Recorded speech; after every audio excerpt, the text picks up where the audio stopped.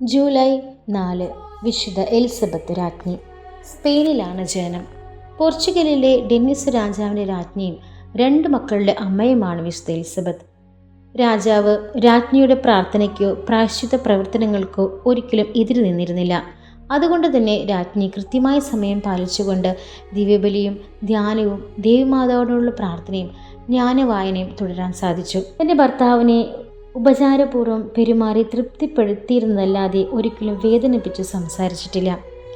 എന്നാൽ ചില ഭൃത്യന്മാരുടെ തെറ്റിദ്ധാരണ മൂലം രാജ്ഞിയുടെ വിശുദ്ധിയെ രാജാവ് സംശയിക്കുകയും അതിനാൽ തന്നെ പല ദുരന്തങ്ങളും രാജ്ഞിക്ക് അനുഭവിക്കേണ്ടി വന്നു. മക്കൾ രാജാവിനെതിരെ തിരിഞ്ഞത് രാജ്ഞിയുടെ അമിത ലാളനയാണെന്ന് പറഞ്ഞ് രാജ്ഞിയെ നാടുകടത്തി. എന്നാൽ വിശുദ്ധ കുർബാനയിൽ ആശ്രയിച്ച രാജ്ഞിയെ കർത്താവ് സംരക്ഷിക്കുകയും രാജാവിൻ്റെ രോഗശൈലിയിൽ ശുശ്രൂഷിക്കാനുള്ള വരം നൽകുകയും ചെയ്തു.